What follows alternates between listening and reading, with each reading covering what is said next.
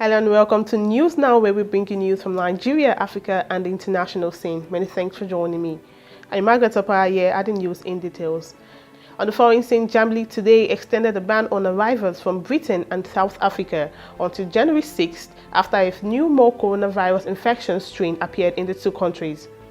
The transport ban covers passenger traffic by train, bus, ship and flights directly from these countries. The Health Ministry said in a statement, and I quote, "The order covers the period from 23rd December 2020 until January 6, 2021. It added that people who have valid residency permits for Germany could return from January 1st. And Nigerian politics, the senator representing Abia Central in the National Assembly, Theodore Orji, has described those who defected from the People's Democratic Party in the Senatorial zone as Blacklegs, adding that they should prepare to live with the consequences of their actions. He said this while speaking to party supporters after inspecting the constituency project in Umuahia North. Orji spoke in a veiled reference to the decision of a member of the House of Representatives representing Ikwano Umuahia, Sam Onuigbo, who left the PDP for the All Progressive Congress last week. While in business, the rising number of countries gradually shifting from fossil fuels and encouraging the adoption of electric vehicles may pose a major threat to Nigeria's crude oil exports. Sales of electric cars topped 2.1 million globally in 2019, surpassing 2018 already a record year, to boost the stock to 7.2 million electric cars, with China leading the charge according to International Energy Agency. It said 9 countries had more than 100,000 electric cars on the road, while at least 20 countries reached market shares above 1%. And in 2019, electric vehicles in operation globally avoided the consumption of almost 0.6 million barrels of oil products per day. Away from that, in more stories, there's confusion at the National Identity Management Commission offices across the country as Nigerians strong registration centers to obtain their national identity numbers, whereby disregarding COVID-19 rules. Our correspondent Bennett Joseph brings us more reports on this.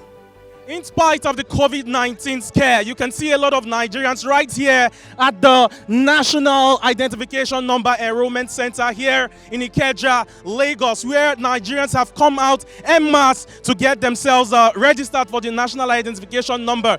This is because, according to a statement released by the Minister for Communication and Digital Economy, Minister Issa Pantami, he says that beginning from the 30th of December, that SIM cards not linked to the National Identification Number will be blocked and disconnected. Although now we got reports yesterday that there has now been an extension for those with National Identification Number up until the 19th of January, and for those without National Identification Number now have the extension up until February. But Nigerians are saying that is not even enough, that the extension is not the problem, but that the problem is how seamless they expect the process to be. Nigerians are saying that they do not expect to be here en masse in spite as a result of the COVID-19 scare to be here to register for their national identification number.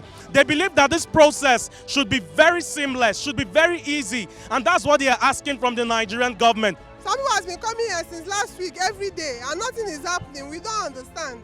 We don't understand it at all. There's no organization. People came with their sleep. Some people came for fresh registration.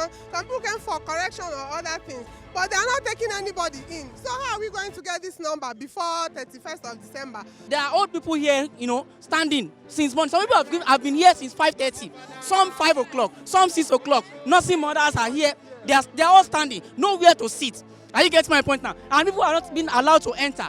The world is now global. Let's do this thing online. The government should just ease our stress. We left home very early in the morning, got to this place just to have access into this arena was a terrible. In fact, I can't even explain the way they take humans. We are all human beings. You see the staff coming out and to tell us, hey, if you don't want to listen, you will remain there. It's not right. We are all Nigerians. Today I had lived my work to come here, and now because I live far, I can't continue to live near Oguse to Maya, to come here every day, to sleep here 3 o'clock or 4 o'clock before I enter. My name will be there. It's not easy, so that I came here for 5, after 5. Now, there's no way. They tell us to go. There's only 200 that we attend. We've spoken with Nigerians, we've spoken with officials of the National Identification Management Scheme. We continue to follow the story with Nigerians having to re-register their SIM cards with national identification numbers. But the process seems to be very challenging, and a lot of Nigerians are saying that they expected the process to be seamless, and that the process, some say it's not even necessary because there's already enough biometric data where the Nigerian government can easily achieve transparency in the telecom sector.